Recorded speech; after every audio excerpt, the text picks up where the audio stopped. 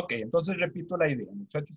El microscopio lo dividimos en dos sistemas, el sistema mecánico y el sistema óptico.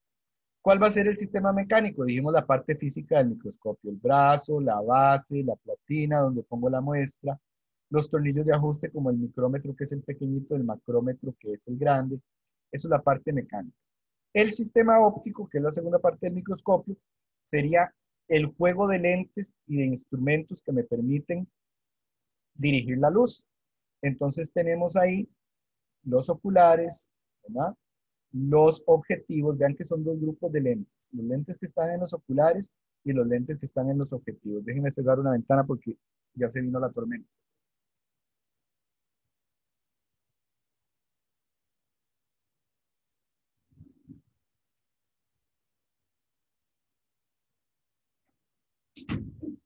Entonces tenemos dos tipos principales, ¿verdad? De lentes, dos juegos. Los oculares, ¿verdad? Y los objetivos.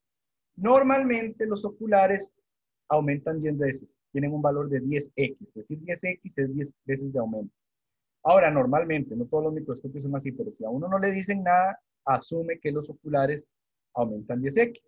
Y los objetivos ya tenemos ahí varios aumentos extra, de 4x, 10x, 40x, 100x, ¿verdad? Dependiendo del modelo del microscopio. Parte del sistema óptico, aparte de los lentes, ¿verdad? Sería la fuente de luz, el diafragma, el condensador, sobre todo estos dos, ¿verdad? Que el diafragma y el condensador me permiten dirigir el rayo de luz y aumentar la luminosidad o disminuirla, depende de lo que yo esté haciendo. Entonces, en conjunto, el sistema mecánico y el sistema óptico me permiten un microscopio aumentar hasta 1000 veces, inclusive, una imagen, una muestra. Cuando uso el objetivo de 100x, ¿verdad? Que es para ver cosas ya muy pequeñas como bacterias o así, entonces ahí debo utilizar aceite de inmersión, solo con 100x, con los otros no. Y vean que los objetivos están ubicados sobre una ruedita que da vueltas que se llama el revólver. Cuando uno está usando el microscopio de verdad, lo que mueve es el revólver para cambiar los objetivos.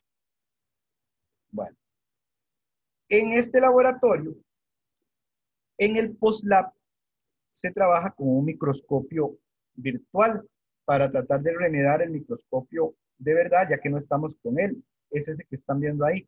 Como a ustedes no se les evalúa el PostLab, lo que vamos a hacer es que lo hacen como juego, ¿verdad? No va a tener, eso no va a estar evaluado, pero sí es bueno para que por lo menos, más o menos, tengan la sensación de cómo manejar un microscopio físico, porque ya después, en algún otro curso, algunos de ustedes podrían ocuparlo. ¿Ok? Cuando yo me asomo por el microscopio, ¿verdad? Por los oculares, yo voy a ver una ruedita. Esa ruedita es donde está lo que yo puedo ver en el microscopio. Eso se llama el campo visual, ¿verdad? Entonces, el campo visual, ahí yo puedo medir el tamaño de lo que yo estoy viendo, ¿verdad? Hay microscopios, como aquí si ustedes ven a la derecha, que traen una escala. Ven, por ejemplo, aquí trae una escala que puede ser en milímetros o micras. Trae una escala, entonces yo puedo medir el tamaño. Hay otros microscopios que no traen eso. Y entonces yo tengo que calcular el tamaño de la muestra y calcular el tamaño del campo óptico, que es esta ruedita, ¿verdad? Donde yo puedo ver. Lo importante aquí de recordar es que lo que ustedes vean bajo el microscopio no es el tamaño real de algo, es el tamaño aparente. ¿Por qué? Porque desde que ustedes usan el microscopio y se asoman a él, el microscopio está aumentando lo que ustedes están viendo. Entonces, por ejemplo, digamos, si yo mido acá, esto que tengo aquí, yo digo, mide 20 micrómetros de ancho. Bueno, pero ese es el tamaño aparente, ¿verdad? Recordar, lo que yo veo al microscopio es el tamaño aparente. Entonces, yo puedo medir el tamaño aparente de manera estimada, o sea, por ejemplo, digamos, si yo sé que este campo óptico, porque aquí no tiene escala, pero si yo sé, o he calculado que, digamos, este campo óptico mide 10 milímetros, por decir algo, y yo veo que este organismo aquí me cabe como 4 veces, entonces yo puedo estimar el tamaño aparente. Yo digo, bueno, el campo óptico mide de diámetro 10 milímetros y el bichillo cabe 4 veces, entonces 10 entre 4, el bichillo mide 2,5 milímetros. Ven, ya yo ahí estimé el tamaño aparente. Si el microscopio sí trae escala, entonces yo mido con la escala el tamaño aparente. Pero en ambos casos estoy viendo tamaño aparente, ¿verdad? No el tamaño real porque el microscopio me lo está aumentando. Bueno, entonces, otros conceptos importantes. Primero, esa ruedita que usted ve, ese campo óptico que usted ve cuando usted se asoma al microscopio, entre más aumenta usted, ¿verdad? El poder del microscopio, entre más aumento usa, más pequeña es el área que usted ve. Entonces, el tamaño del campo visual es inversa a la magnificación, al aumento. Vean que, por ejemplo, aquí en este dibujito me explican eso. Si veo 40x, veo, digamos, de este tamaño el campo visual. Si veo ya más aumento a 100x, disminuye el tamaño del campo visual. Y si aumento todavía a 400x, disminuye todavía más. ¿Por qué? Porque entre más aumento yo uso, menos es el área que yo estoy viendo. Entonces, entre más aumento, menor el tamaño del campo óptico o del campo visual, que es lo mismo. Otro concepto importante. Cuando yo hablo del aumento que estoy usando en un microscopio, tengo que recordar que el aumento total que estoy usando es la multiplicación del ocular por el objetivo. Porque a uno se le tiende a olvidar el ocular. El ocular normalmente vale 10x. Si a ustedes en un problema les hablan de aumento, con una pregunta, y no les dicen cuánto vale el ocular, asumimos que vale 10x.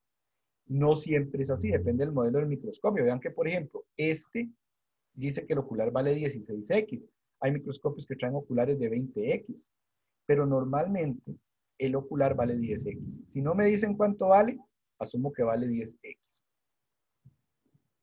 Entonces, por ejemplo, aquí el aumento total que yo estaría usando, si yo estoy usando el objetivo de 40x, sería 40x por 16x, ¿verdad? Ocular por objetivo y me da 640x. No se me puede olvidar el ocular, ¿verdad? Eso es importante de recordar. Y también, de nuevo, importante recordar que una cosa es el tamaño real del bichillo en la vida real y otra cosa es el tamaño aparente que yo veo bajo el microscopio, ¿verdad? Esos son conceptos importantes. Entonces, por ejemplo, una cosa es el tamaño real y otra cosa es el tamaño aparente. ¿Cómo se relacionan esos dos? Se relacionan por medio de esta fórmula. Tamaño real por aumento es igual al tamaño aparente. Es una forma más sencilla. Pero recuerden, el aumento total es ocular por objetivo. Entonces lo que tengo es que tamaño real por ocular por objetivo es igual al tamaño aparente. Entonces, por ejemplo, digamos que yo estoy viendo un microscopio que tiene escala. Aquí tengo mi campo óptico. Y me dice que de aquí a aquí hay 1 milímetro. Entonces, cada rayita de estas es 1/10 de milímetro. Y yo pongo ahí un organismo, en este caso es un alga. Entonces, yo la voy a medir. Entonces, yo veo que mide 1, 2, 3, 4 décimas de milímetro. O sea, 0.4 milímetros. Entonces, yo veo que el organismo mide 0.4 milímetros, ¿verdad? Y lo estoy viendo con el objetivo de 20x. Y entonces, yo sé aquí el tamaño aparente, 0.4 milímetros. Y me dicen, ¿cuál es el tamaño real? ¿Verdad? Entonces uso esta fórmula. Tamaño real por aumento es igual a tamaño aparente. Lo que necesito es el tamaño real, nada más la despejo. Tamaño real es igual al tamaño aparente entre el aumento. Porque aquí aumento está multiplicando, pasa a dividir. Tamaño real es igual a tamaño aparente entre aumento. ¿Cuál es el tamaño aparente? Ya yo lo medí, ¿verdad? 0.4. Entre el aumento, estoy viendo a 20x, pero no se me puede olvidar el ocular. Si no me dicen cuánto vale el ocular, yo sé que vale 10x. Entonces el aumento total es 10x por 20x, que son 200x. Entonces tamaño aparente entre aumento total, 0.4 entre 200. Y eso me da 0.002 milímetros. Si me dicen que lo pase a micrómetros, entonces tenemos que saber que 1 milímetro tiene 1000 micrómetros. Entonces, 0.02 milímetros pasado a micrómetros, corro la curva 3 lugares y me da 2 micrómetros. Entonces, yo sé que el tamaño real de este bichito son 2 micrómetros. Vean que no es difícil, es nada más recordar esa fórmula. Entonces, muchachos, les voy a pedir un favor, tómenle una foto a esa filmina para que les quede ahí, no se les olvide.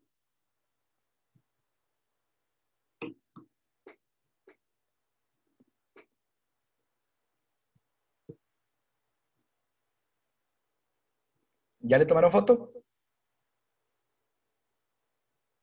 Sí, profe. Perfecto. Entonces voy a pasar. Bien. Profe, Ajá. ¿cuáles son los laboratorios, los que se tienen, digamos, como ustedes, los que tienen acceso a los microscopios? ¿Cuáles tienen? Porque vi que algunos no hay o algunos son más especializados. Entonces, como para los que usan todos los estudiantes, ¿de cuáles son los más frecuentes que se usan? Los ópticos, estos que definimos al puro principio. Esos son los que se usan en el laboratorio. Obviamente hay otros tipos de microscopios. Ya cuando usted necesita ver cosas mucho más pequeñas, entonces ocupa un microscopio electrónico que hay de barrido o de transmisión, o microscopio de fuerza atómica, o un microscopio de fluorescencia, o qué sé yo. Pero esos ya son más de laboratorio de investigación. En el laboratorio de las clases normales, lo que usamos son los microscopios ópticos, que son estos que pueden aumentar hasta en 1000 veces. Esos son como los de la filmina del puro inicio. Hasta 1000. Ah, yo pensaba que solo 400 era el máximo. Ah, no, no, no, pueden aumentar hasta 1000, ¿verdad? Pero Ah, ok, ok. de ahí no pasamos, digamos, de 1000 veces, de 1000 aumentos en el microscopio óptico. ¿Y Ya si uno ocupa un aumento cuánto, o más, sea, aquí está otro. qué es lo más pequeño que se puede ver con un aumento de 1000? Bien, me imagino que se puede ver lo que sea, porque un aumento de 1000 es mucho. Yo pensé que solo llegaba hasta 400, los que uno podía usar, pero ya 1000 sí, me imagino que puede ver cualquier cosa. No necesariamente, puede ver como en la escala de micrómetros con un microscopio óptico. O sea, usted puede ver algo pequeñito que mida 10 micrómetros como una bacteria. Pero ya si es algo mucho menor, Bacterias, ajá, digamos, las bacterias que son, las bacterias, átomos y eso ya no. no. Digamos que las bacterias normales tienen como un promedio entre 10 y 100 micrómetros. Eso usted lo puede ver con un microscopio óptico. Pero ya si usted necesita ver adentro de la bacteria, ¿verdad? Adentro, ver las estructuras de la bacteria, ya el microscopio óptico no le va a servir solo para ver cosas grandes adentro de una bacteria como una espora. Pero si ya usted necesita ver detalles, ¿verdad? Más pequeños que 10 micrómetros, ya necesita un microscopio de transmisión, o sea, un microscopio electrónico. Y como para ver un átomo, entonces, ¿de cuántos aumentos sería? Ah, no, ya ahí estamos hablando de aumentos de millones. Ahí ya estamos hablando de los Pues, microscopios electrónicos ah, más avanzados. entonces, digamos, el que tiene acceso a uno ya sería como un juguetito comparado al que ven átomos y eso. Bueno, no es un juguetito. Si lo Sí, vamos a no comparar, pensé que los aumentos llegaran a millones. ah, sí, claro. Sí, sí, sí, ya estamos hablando o sea, esos microscopios ópticos son muy buenos. Si ya estamos comparándolo con un microscopio, por ejemplo, de fuerza atómica o un microscopio electrónico, pues sí son un juguetito a la par de eso, si lo queremos ver así. Entonces, digamos, se puede ver, digamos, bacterias que hay en algún charco o cosillas así con el que hay en el laboratorio. Tampoco es así ya bajar a ver más detalles, cosas así. Bueno, es que en teoría, como algas, bacterias de las algas y todo eso sí se puede. Ah, sí, sí, sí, eso sí se puede, claro. Claro que sí. Pero ya más detalles, ¿verdad? Ya cosas internas, no. Bueno, otra cosa, bueno, Ok, ok, listo. perfecto, con gusto. Digamos que en el microscopio que estamos usando no hay escala, ¿verdad? Porque esta escala viene impresa en los lentes, pero en el objetivo, pero digamos que no viene la escala. Y yo necesito más o menos saber cuál es el tamaño aparente del bicho que yo estoy viendo, pero no tengo cómo medirlo, ¿verdad? Porque una cosa es cuando yo tengo la escala, como aquí en esta filmina que vimos que el microscopio tiene escala, y otra cosa es cuando no lo traen, ¿verdad? Los microscopios más baratos no traen la escala. Cuando yo no tengo la escala, entonces lo que hago es que pongo el microscopio en el menor objetivo. ¿Cuál va a ser el menor objetivo? El 4X, ¿verdad? Entonces lo pongo en 4X y le pongo al microscopio, le pongo debajo del objetivo un papel milimétrico y observo.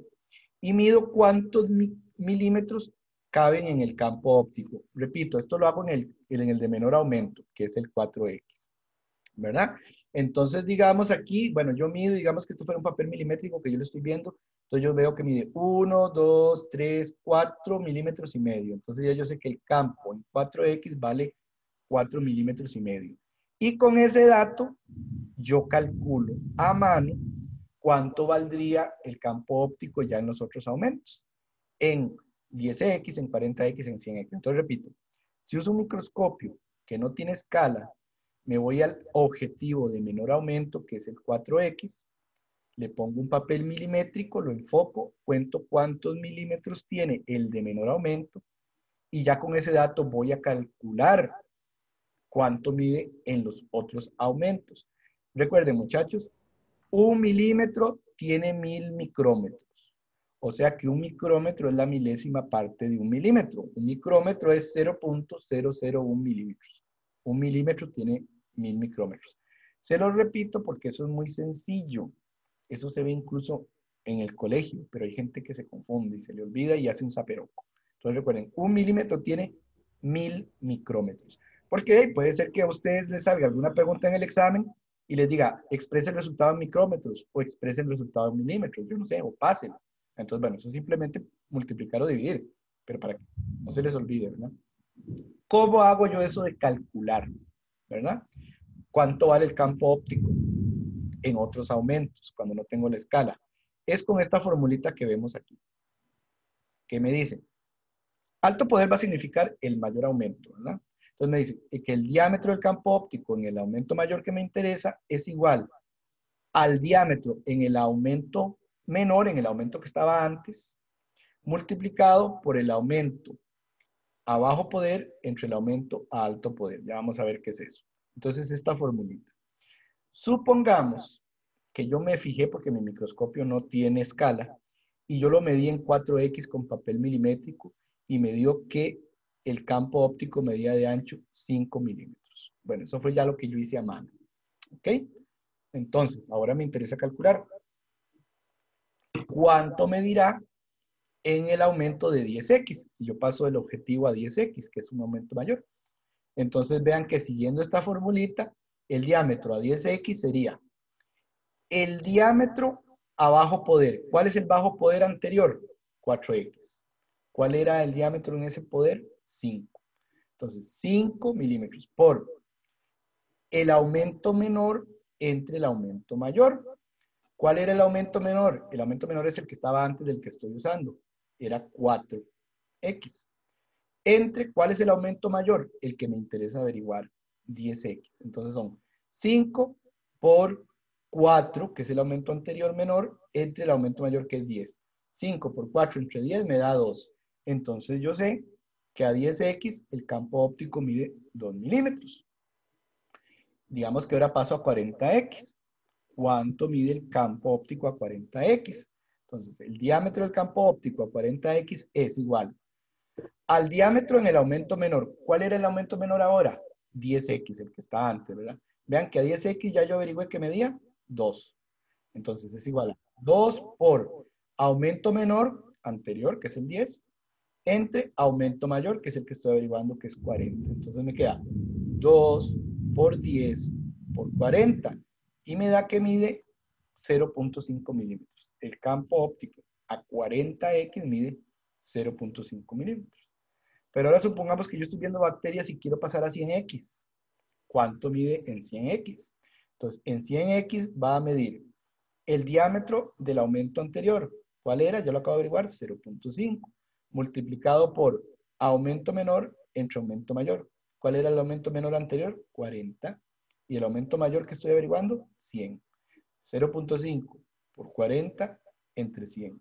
Y me da 0.2. Si ustedes se fijan, pasé de 5 milímetros, 2 milímetros, 0.5 milímetros, 0.2 milímetros. Ven que voy disminuyendo conforme aumenta, valga la redundancia, el aumento que estoy usando, disminuye el área del campo óptico que yo estoy viendo. ¿Ven? Es por eso.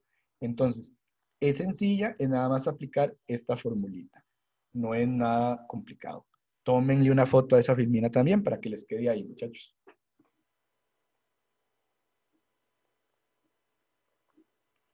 Me dicen cuando ya se la tomaron.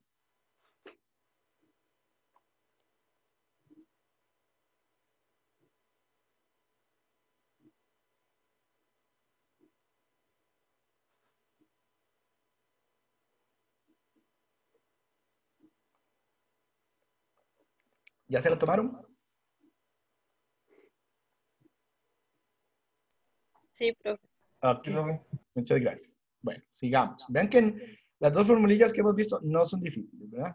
Nada más entenderlas y aplicarlas ahí, no es nada del otro mundo. Entonces, por ejemplo, bueno, ya yo con estas formulillas yo las despejo, depende de lo que yo necesite, ¿verdad? Como acabamos de ver, tamaño real entre aumento, por ejemplo.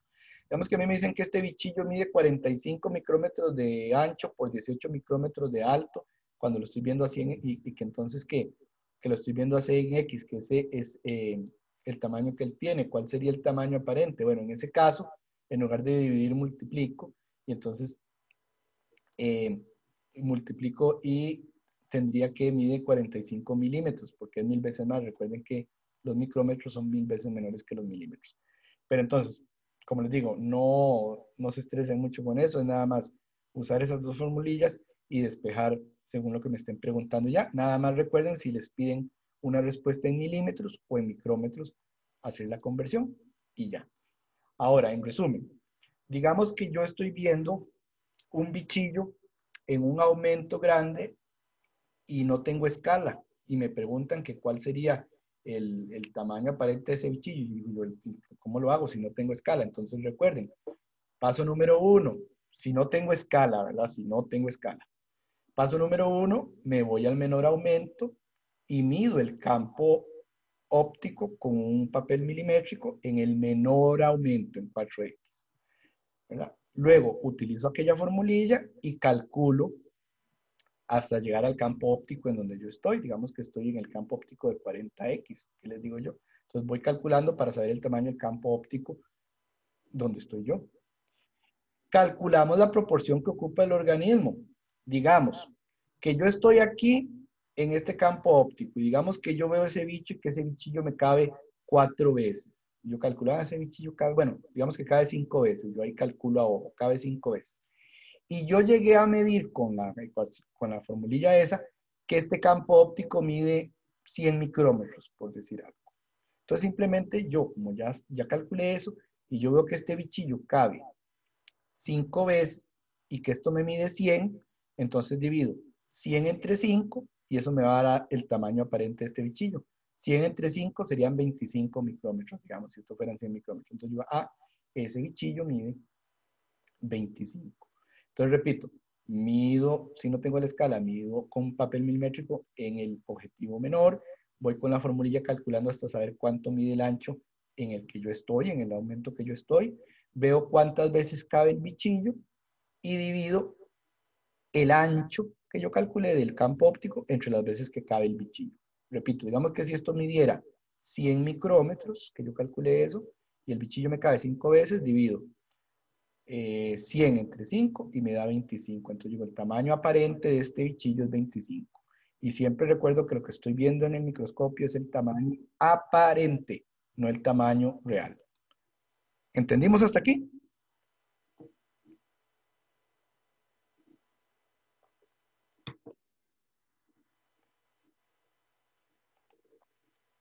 ¿Vamos bien hasta aquí? Sí. Bueno, perfecto. Bueno, sigo. Esta vez, bueno, ya en teoría, los que llevan teoría también ya tienen que haber estado estudiando las clases de los reinos biológicos, ¿verdad? Entonces, el sistema actual de los reinos biológicos me dice que hay 3 dominios. El dominio en bacteria, el dominio en arquea y el dominio en eucaria. Que tanto bacteria como arquea son procariontes, es decir, no tienen núcleo verdadero. Y que eucaria es donde están los organismos que sí tenemos un núcleo bien formado. Que todos estos grupos vienen de una línea evolutiva que terminó en un LUCA. ¿Qué es un LUCA? Eso significa Last Universal Common Ancestor o último ancestro común universal. Digamos que una población de células que se dividió, ¿verdad?, en poblaciones. Una línea evolucionó hasta el dominio en bacteria, otra línea siguió evolucionando y después se dividió en arquea y eucaria. O sea que desde este punto de vista se ha descubierto que genética, bioquímica y molecularmente somos más cercanos a las arqueas que a las bacterias. Lo cual es sorprendente, ¿verdad? Porque las arqueas son más extremófilas, son esas que viven en fuentes volcánicas y todo esto. Y entonces uno pensaría, bueno, esas deberían estar más lejos de nosotros. Pues en realidad no. Perdón, están más cerca. Ese es el sistema de 3 dominios actual. Aquí les puse esta figura para ilustrarles cómo cambia la ciencia y sobre todo la taxonomía. Puede ser, muchachos, que yo en una clase, en una videoclase les diga, este grupo de organismos es un alga que está en el reino tal, en el filo tal, y que de aquí a 5 años o 10 años ustedes agarran un libro moderno y resulta un artículo y resulta que está en otro lado. Y van a decir, ay, qué profesor más mentiroso, me dijo una mentira. No es eso, es que eso cambia a montones, ¿verdad? Entre más se conoce, las relaciones de organismos más se van moviendo para un lado y para otro. Entonces, eso va cambiando. Por ejemplo, en los últimos estudios de los años muy recientes, se ha encontrado un grupo, ¿verdad? Que se llaman los loquiarquiotas. Resulta que la evidencia está señalando que de los loquiarquiotas vienen los eucariontas. O sea que en un futuro próximo, en lugar de ser este arbolito que están viendo aquí a la izquierda, sería este que están viendo aquí a la derecha. Es decir, que los eucariontes y las arqueas más bien son como un mismo grupo, como que los eucariontes salimos de las arqueas. Vean qué interesante.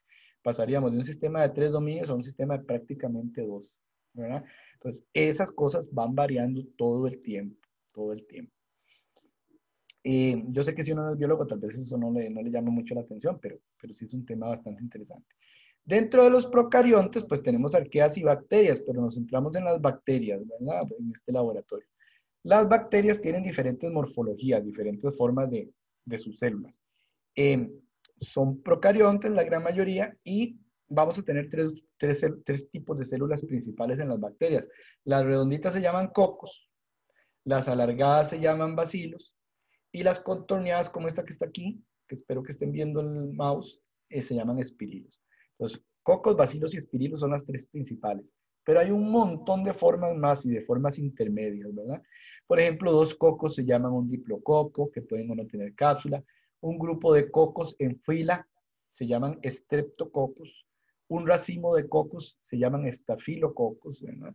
Tenemos arcinas, tenemos tetras, tenemos bacterias en forma de cola, que es como el vibrio cholera, ¿verdad? Que producen cólera. Tenemos bacterias alargadas, tenemos bacterias con flagelos, bacterias sin flagelos. Tenemos formas como streptobacilos, cocobacilos, que es una forma intermedia entre coco y bacilo. Tenemos bacterias que recuerdan, parecerían células de hongos, ¿verdad? Como con hifas, ¿verdad? O tallos. Bacterias filamentosas, ¿verdad? Bacterias contorneadas. Incluso tenemos bacterias cuadradas y bacterias sin forma, porque no tienen pared, ¿verdad? También tenemos una forma de bacterias sumamente pequeñas que se llaman nanobacterias. Bueno, hay infinidad, ¿verdad? De formas de bacterias. Que uno le acostumbren decir cocos, bacilos y espirilos es porque son las formas básicas que se identificaron primero. Las bacterias cotidianamente las dividimos en 2 grandes grupos, las gram positivas y las gram negativas. Eso depende de cómo ellas se tiñan con un reactivo que se llama el reactivo de Gram, que utiliza un colorante que se llama cristal violeta. Resulta que ese reactivo es de color morado. Si usted tiñe la bacteria y queda morada, entonces se dice que es Gram positiva.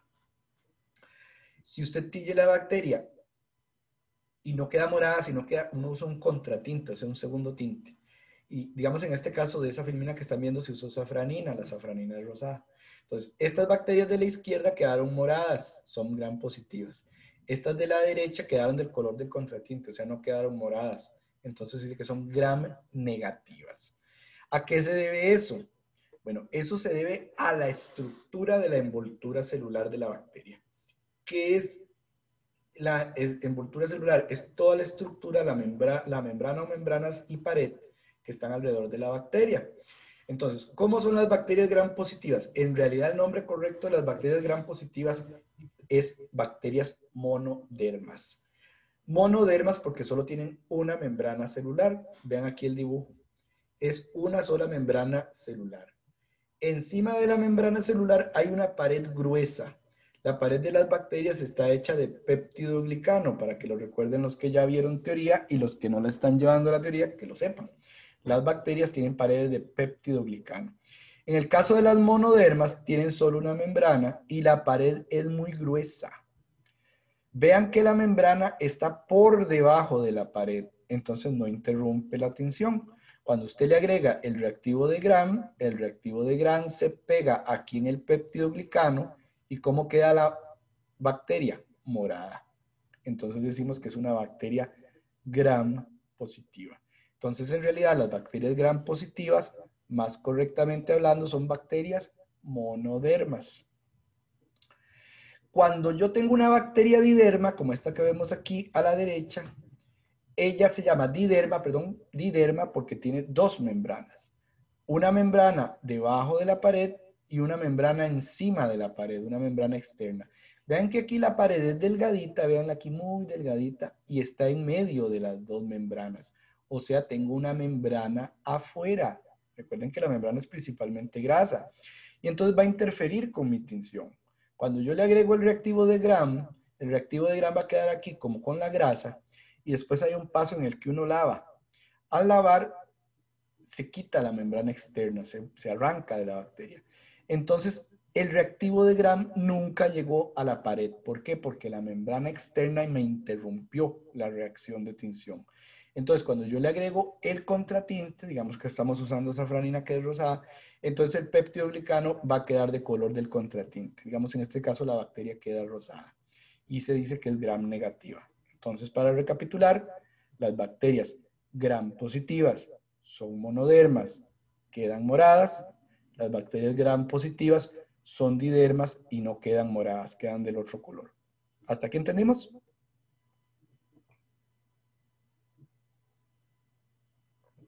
Sí, profe. Perfecto, gracias. Bien, entonces, vean, ahora que está Filmina, una aclaración. Pues no me acuerdo si yo les aclaré bien eso en el video de la teoría o no. Todavía usamos por cuestiones académicas el término reino protista o regnum protoptista o regnum protista. Pero eso en realidad va a tener que cambiar, porque hay un montón de grupos ahí en protistas. Ese es un grupo totalmente parafilético, polifilético. Entonces, en realidad, eso de hacer un reino con cualquier cosa que no me calza muy bien, ni como total animal, ni como total vegetal, lo meto en el reino protista, eso es algo hechizo, ¿verdad? Entonces, más bien, ahí hay grupos tan grandes que deberían ser considerados reinos aparte. Entonces, recuerden, cuando hablamos del reino protista, todavía es como por cuestiones de aprendizaje, pero en realidad eso debería modificarse con el tiempo y también ir desapareciendo. Entonces, en el reino protista van a poner organismos que son principalmente, son unicelulares, aunque también hay coloniales y hay algunos que son policelulares. Y organismos que son eucariontes, o sea, que ya tienen núcleo verdadero. Y que tienen características que a veces parecen más animal y a veces parecen más vegetal. Entonces ahí tenemos una cantidad de grupos. Vean que algunos grupos se han ido como juntando en taxones o grupos más relacionados, ¿verdad? Por ejemplo, en el caso, si ustedes ven, de los amebozoos están muy relacionados con los hongos y con los animales, ¿verdad? O por ejemplo, las algas rojas, las algas verdes, las algas rojas son rodofita, las algas verdes son clorofita, y las plantas de tierra, ¿verdad? O embriofitas, que forman el reino vegetal, esos están más relacionados. Pero hay una gran cantidad de grupos. Obviamente en el libro de texto que ustedes están usando no viene la cantidad, la biodiversidad gigantesca que hay dentro del reino protista, ¿verdad? Vienen algunos de los grupos principales nada más, pero eso es un montón. Y como les digo, hay grupos que obviamente deberían existir como un reino aparte, ¿verdad? Entonces vean por aquí, esta filmina me gusta un poquito más. Aquí viene más organizado, ¿verdad? Los distintos grupos de seres vivos eucariontes. Vean que ya que estamos hablando de eucariontes. Entonces, por ejemplo, está el taxón. Recuerden que decir taxón o grupo biológico es lo mismo. Un taxón es un grupo biológico. Hay algunas personas que dicen taxón o dicen clado, como si fuera la misma cosa. Bueno, no siempre es la misma cosa, pero digamos que son medio sinónimos. Tenemos este taxón de los excavata. Los excavados son células que tienen en la parte ventral como un surco y en muchos de ellos ese surco sirve para alimentarse o tiene alguna función que tenga relación con la alimentación. Algunos lo pueden haber perdido o modificado, pero vienen de ese mismo grupo. Esos son los excavados. Ahí entonces tenemos los diplomonados o diplomonada, que parecen como filum diplomonada, filum parabasálida o los parabasálidos y filum euglenozoa o los euglénidos. Esos tres están relacionados y son excavados. Los diplomonados y los parabasálidos, esos dos fila, son basales, es decir, que están como abajo en el reino protista. Muchos de ellos no tienen mitocondrias y lo que tienen son o mitocondrias degeneradas o hidrogenosomas, que son una estructura que sin ser una mitocondria pues cumple algunas de las funciones de la mitocondria. Muchachos, pregunta, ¿qué producían las mitocondrias? ¿Cuál era la función de las mitocondrias? ¿Formar qué?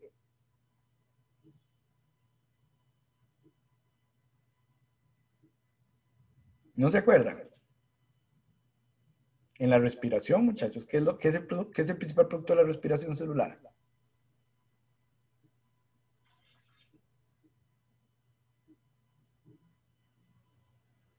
ATP, muchachos, no se os pueden ver esos detallillos. ATP. ATP es la moneda de energía de la célula. Entonces, si yo no tengo mitocondrias, no tengo cómo generar energía, ¿en qué me convierto? En un parásito. Por eso, diplomonados y parabasálidos contienen muchos parásitos, porque no tienen mitocondrias. Los euglenozoos ya sí tienen mitocondrias, pero también hay algunos que son parásitos. Pueden haber parásitos que tengan mitocondrias. El siguiente gran grupo son los cromalveolata, que incluye a los alveolados y a los estramenópilos, que están relacionados. Los alveolados se llaman así porque debajo de la membrana tienen unas como sáculos, saquitos o vesículas, que llaman alveolos, pero se llaman alveolados. Y dentro de los alveolados tenemos varios filos. Aquí no aparecen todos, aparecen los principales. El filo dinoflagellata o los dinoflagelados, o pirrófitos, que son los que producen las mareas rojas. Y el filum apicomplexa o apicomplexos, que son parasitarios la mayoría. También dentro de los alveolatos está el filum ciliata, los ciliados, los que tienen pelitos para nadar. Y están relacionados con los estramenópilos. Estramenopilas significa flagelo corto con vellosidades, como con pelitos. Tienen un flagelo corto velloso. Ahí tenemos las basilarófita o diatomeas, las crisofita o algas doradas, tenemos las feofita o algas pardas, que son multicelulares, son muy grandes, y tenemos los oomicetes. Los oomicetes hace tiempo se les consideraba hongos, por eso terminan en micetes, y vean que después se descubrió que no son hongos. Si ustedes agarran un libro de biología muy viejo, dirá que los oomicetes están en el reino de los hongos. Hoy sabemos que no, están en protistas. Luego está el grupo de los rizarios, donde tenemos los cercozoos, los foraminíferos y los radiolarios. Los foraminíferos y los radiolarios son como amebillas que tienen, acuáticas, que tienen concha. La concha de los foraminíferos es de carbonato de calcio, es calcárea, y la de los radiolarios es de sílice, o sea, es vitria, es como de vidrio. Luego tenemos el grupo de los arqueplastidae. Los arqueplastidios son aquellos que tienen cloroplastos de dos membranas. Ahí tenemos el filum rhodophyta o algas rojas, ¿verdad? Que tienen ficobilinas y otros pigmentos, ¿verdad?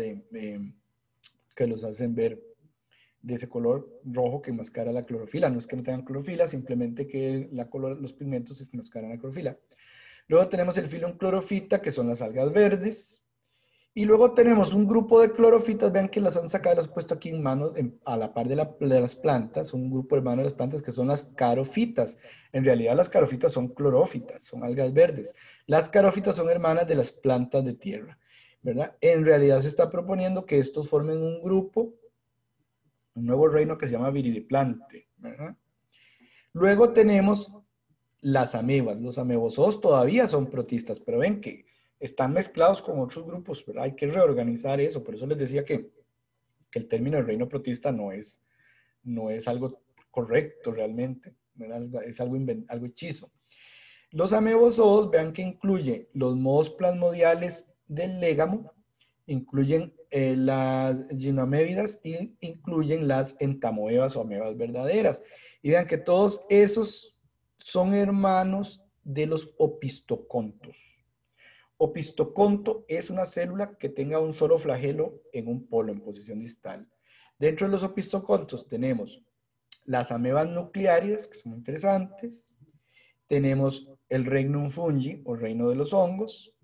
Y tenemos como grupo hermano los cuanoflagelados, que en realidad los cuanoflagelados son protistas, pero están muy emparentados con los animales.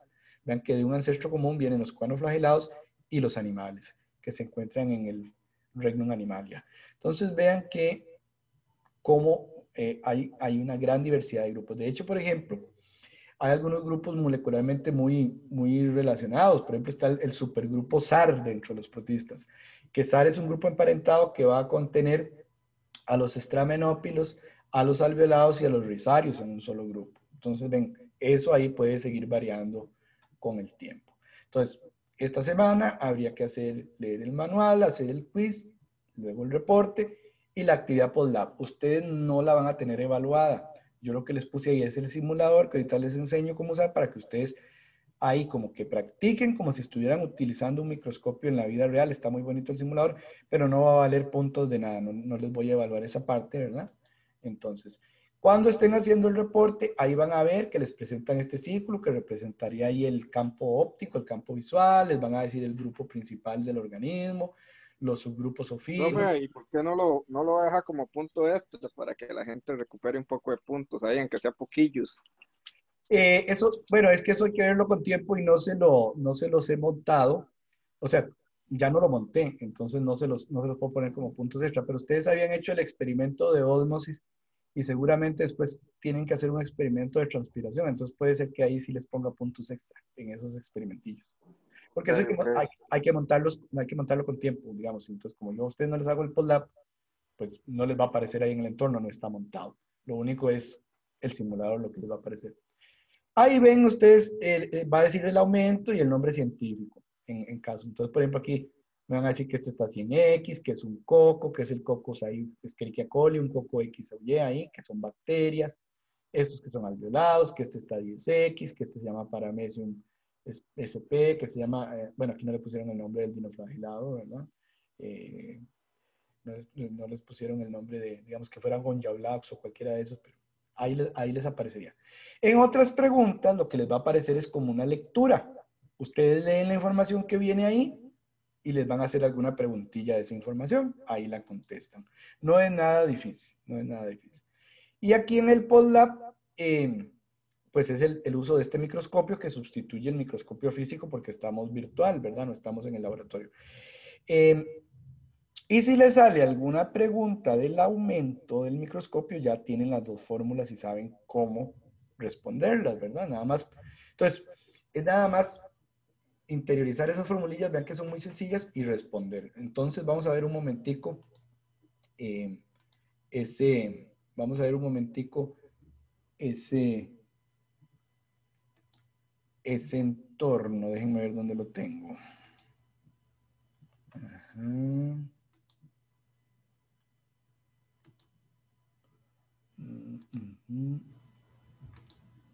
Ok.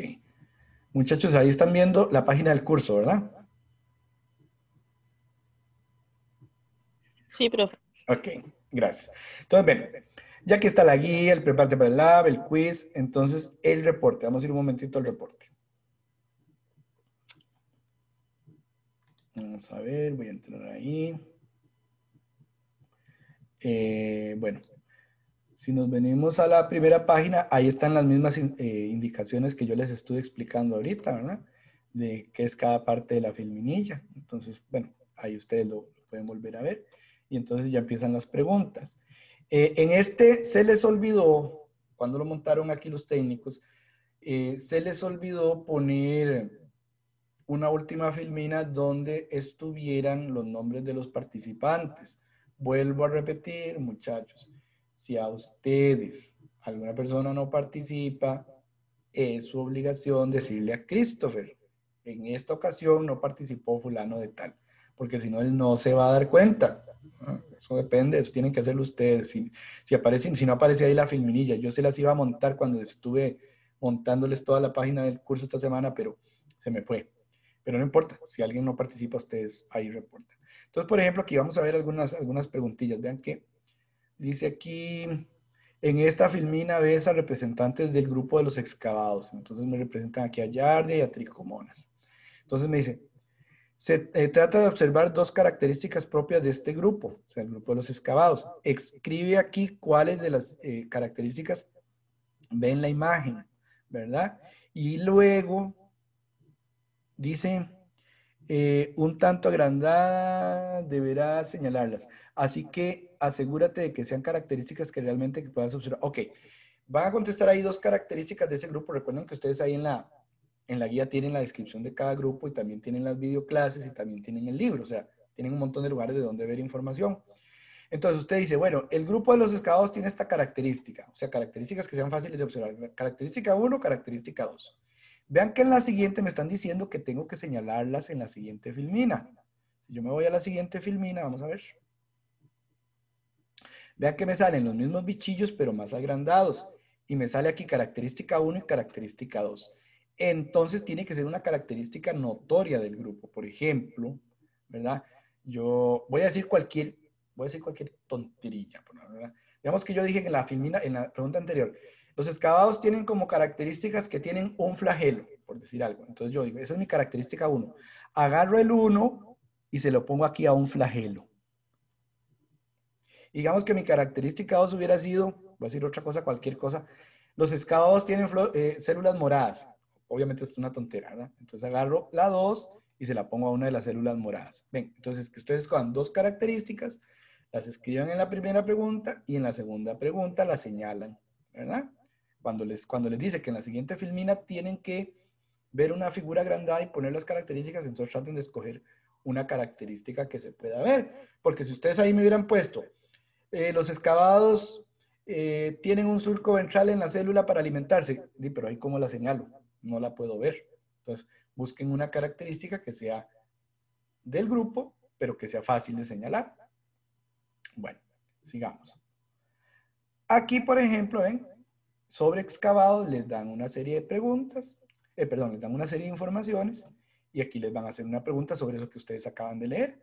Entonces ahí responden de acuerdo a lo que acaban de leer. Ven, no es difícil el tema. Dice, este grupo es bastante diverso, sus características diagnósticas son los alveolos, o sea, ya sé que me están hablando de los alveolados. No la puedes observar realmente bajo este microscopio, el microscopio óptico no permite eso. Así que básicamente tienes que aprender a distinguir cada uno de los tres clados principales que conforman el grupo. Observa detenidamente las siguientes imágenes. Entonces aquí me enseñan paramecios de los ciliados, dinoflagelados, me enseñan. Aquí falta una figura, no pusieron la figura. Aquí me enseñan de los ciliados, dinoflagelados, aquí sí me enseñan apicomplexos, Plasmodium vivax, ¿verdad? Y entonces me dice cuál de estos organismos es el más pequeño. Vean que aquí está el cuadro abajo para contestar. Luego aquí me dicen que observe esta figura, ¿verdad? Y que mencione al menos una característica que pueda distinguir entre dinoflagelados y ciliados. Entonces contestan esas dos aquí, ¿verdad? Si a ustedes puede pasar, digamos, que haya preguntas en desorden, digamos, que les aparezca una pregunta en desorden, no importa, eso pasa a veces cuando se monta. Entonces ve aquí dice que esta es la 17, te pone aquí 17 punto y la respuesta. Esta es la 18, 18 punto y la respuesta, para que después Christopher pueda saber cuál es cada respuesta, ¿verdad? Porque las ponen a revolverse a veces las preguntas. Eso lo hacen principalmente para que la gente no se esté copiando cuando están haciendo los trabajos, que no debería ser, muchachos. Eso es muy tenaz que la gente le copia a otros en lugar de hacer su intento propio.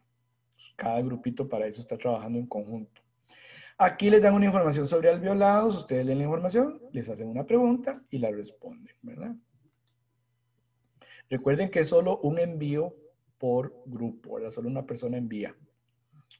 Bueno, aquí por ejemplo me ponen estas amebas y me dice, menciona una característica de este grupo de protistas. Ahora ven, aquí hay una del microscopio. Deseas estimar el largo que tienen esas amebas usando un método relativo. Vean que no tengo escala. Me dicen, resulta sencillo aplicar ese método, bla, bla, bla. Dice que usted está viendo a 40x. Vean, estas amebas las está viendo a 40x. Sin embargo, no puede medir el campo óptico. Entonces tiene que hacerlo a mano, como dijimos. Dice que usted se fue a mano a 4x y que midió y que le dio 5 milímetros.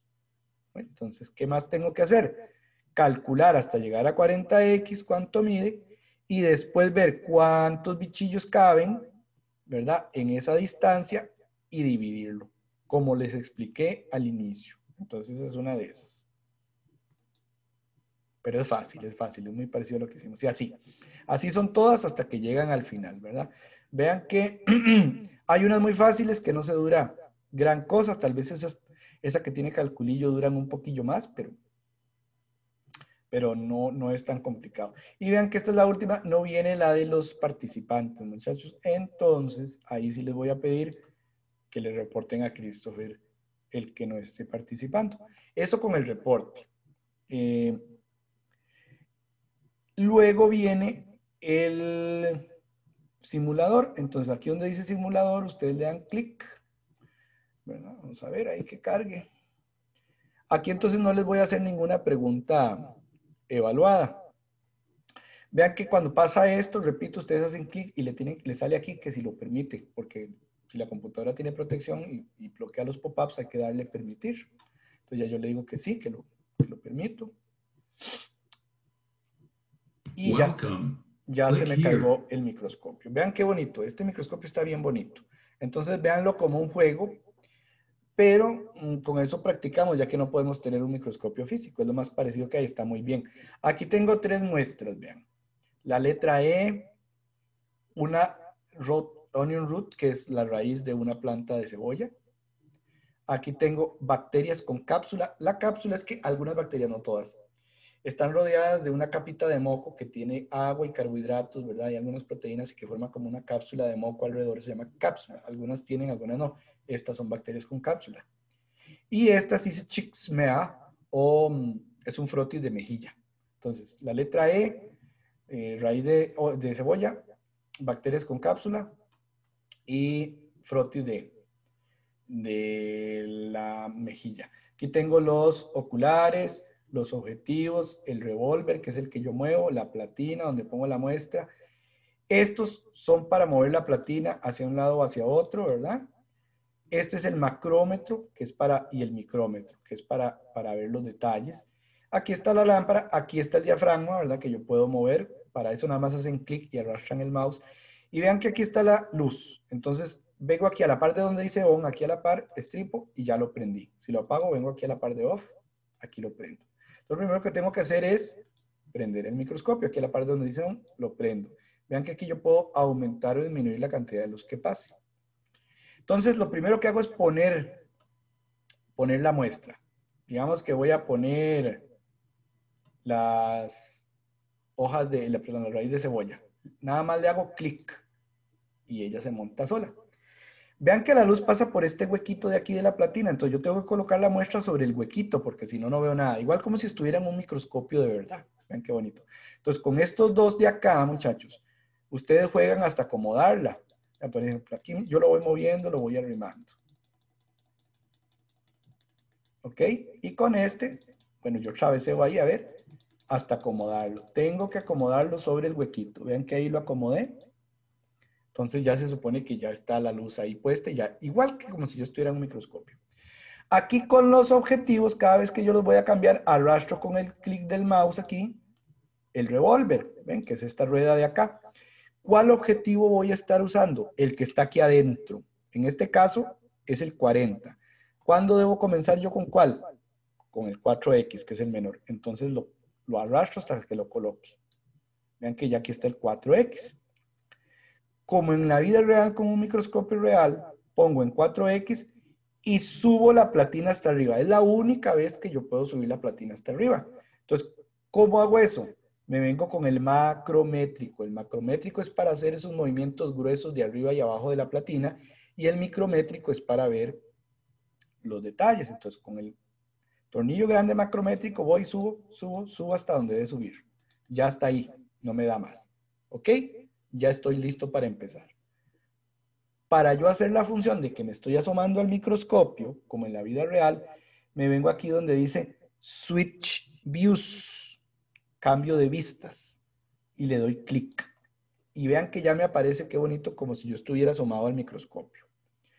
Lo primero que tengo que hacer es que vean que aquí veo como 2 círculos. Esos círculos tienen que estar en uno solo. Entonces aquí me paro con el mouse sobre los oculares y los muevo en uno u otro lado hasta que yo forme un solo círculo. Ahí. No, perdón. Ahí se volvió a correr. Ahí. Entonces ya tengo un solo círculo. Repito, con el mouse aquí en los oculares. Aquí yo puedo jugar con la cantidad de luz. Vean que todavía yo no estoy viendo nada. Entonces, en la vida real, si yo tengo muy cerca una muestra, un objetivo, y subo la platina mucho, tengo el riesgo de romper el objetivo y destruir el microscopio. Entonces, en la vida real hay que tener mucho cuidado con eso.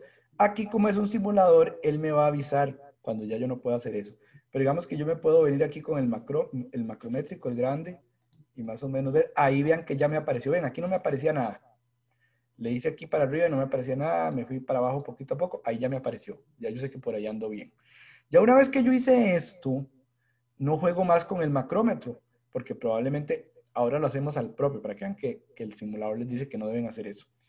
Ya cuando yo vengo aquí con el micrométrico para ver si puedo aumentar la resolución o no. Ven aquí una bolita roja. ¿Sí la ven? Sí, Sí, profe. profe. Ok. Cuando ven usted la bolita roja, ahí es donde está más clara la muestra. Entonces traten de poner la bolita roja aquí en el centro. Entonces para eso se vienen con estos dos, ¿se acuerdan? Ustedes ahí, prueba y error, ahí voy para abajo, entonces me voy a ir para arriba. Vean que ya la puse más al centro. Y aquí la pongo más al centro, lo que yo pueda. Ustedes travesean, eso se trata de travesear. Entonces, porque ahí está la muestra más visible, está menos borrosa. Ok, entonces esos 4X. Ya ahora sí yo puedo decir, bueno, ya quiero aumentar, quiero verla más aumento. Entonces me vengo aquí al revólver y ¿qué sigue de 10X? Perdón, de 4X, el de 10X. Entonces lo muevo para ponerlo. Vean que el que está más adentro es el que estoy usando. Estoy usando 10X, ya aumenté a 10X. Puedo venir aquí a aumentar la luz o disminuir la luz. Y ya yo aquí, en aumentos mayores del 4X, no debería usar el macrómetro, o sea, el tornillo grande no lo debo usar en la vida real. De hecho, voy a ponerme aquí a usarlo para que el microscopio me regañe. Vean que ahí me dice, advertencia, no es una buena idea cambiar de foco en este poder. ¿Quiere seguir? Entonces yo le digo que no. En la vida real, o sea, aquí yo podría seguir, pero en la vida real yo rompo el microscopio, ¿verdad? Tengo que tener cuidado. Entonces, ¿con cuál voy a tratar de mejorar la imagen? Con el pequeñito, con el micrométrico, para arriba, para abajo, donde ustedes lo vayan viendo más claro. Entonces, ahora yo quiero irme a 40X, me vengo otra vez al revólver, muevo a 40X. Vean que ahí ya veo más grande, vean qué bonito. Ya yo veo las células de la cebolla mucho más bonitas. Ahí trato de enfocarlas. Ven, incluso se ven los cromosomas ahí condensados. Algunas están en diferentes etapas de la meiosis. Digamos que lo pongo en 100. Aquí no debería, pero lo voy a poner en 100. Vean que el 100 es el de adentro. Aquí le mejoro, trato de mejorar lo que pueda la imagen. Y ahí se ve bien bonito. Vean qué bonitas se ven esas células. Bueno, aquí yo le mejoro, le quito más luz, le pongo más luz, qué sé yo, y trato de ver lo que yo quiero. Si yo quiero, puedo volver a poner el microscopio en 4X. Me puedo ir aquí donde dice Switch Views. Es como que yo quitara la cabeza del microscopio y yo quiero cambiar de muestra. Ya no quiero ver esta. Digamos que yo quiero ver las bacterias. No, que quiero ver las de la mejilla. Entonces le doy clic y vean que ellas solitas se cambian. De nuevo, tengo que acomodar la muestra encima del huequito de la platina, porque si no, no voy a ver nada. Y le doy otra vez Switch Views, ¿verdad? Vean que aquí yo puedo jugar con la luz. Eso lo estoy viendo a 4X. Aquí juego con el micrófono. Y de nuevo vean aquí la ruedita roja. La trato de acomodar lo más que yo pueda al centro para tratar de enfocarla. Ahí voy jugando, la pongo lo más que pueda en el centro. Me voy a 10X, le doy vuelta aquí el revólver. Ya ahí puedo jugar más. Ven, ahí la mejoré. Vean qué bonito se ven. Puedo verlas a 40X. Vean qué bonitas se ven ahí. ¿Ven?